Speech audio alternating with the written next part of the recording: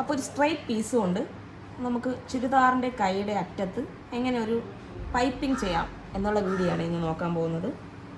ഒന്ന് ഈ ഒരു പീസിനെ ഇങ്ങനെ മടക്കി, ഒരു സ്ട്രൈറ്റ് പീസായിരുന്നു ഈ തുണി, രണ്ടായിട്ട് മടക്കിയതിന് ശേഷം അതെ ഈ കൈയുടെ തുമ്പ് മടക്കി അടിക്കേണ്ട ആവശ്യമില്ല കേട്ടോ.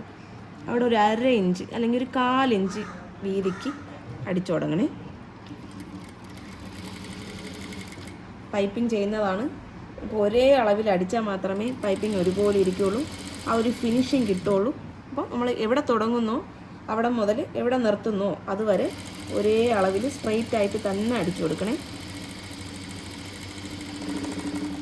അടിച്ചു കഴിഞ്ഞിട്ടുണ്ട്.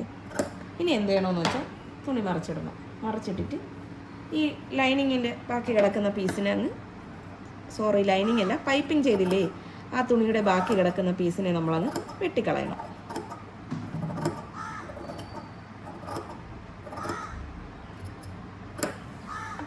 വെട്ടിക്കളഞ്ഞതിന് ശേഷം നമ്മളിങ്ങനെ മടക്കി, കണ്ട ഇങ്ങനെ മടക്കിയിട്ട് ഒരു മടക്കും കൂടെ മടക്കണം.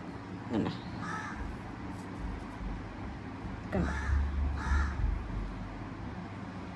ഇങ്ങനെ മടക്കി അതിന് ശേഷം ഒരു മടക്കും കൂടെ മടക്കി. ഓക്കെ, എന്നിട്ടിതാ ഇതിൻ്റെ ഈ അറ്റത്തൂടി നമുക്കൊന്ന് പതിച്ചടിച്ചു കൊടുക്കാമേ.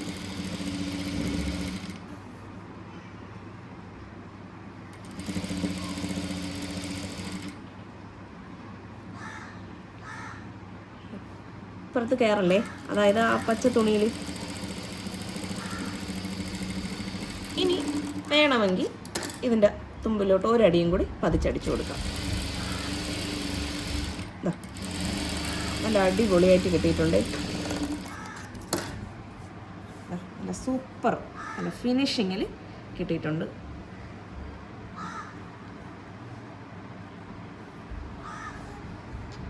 അപ്പോൾ എല്ലാവർക്കും വീഡിയോ ഇഷ്ടപ്പെട്ടു എന്ന് കരുതുന്നു.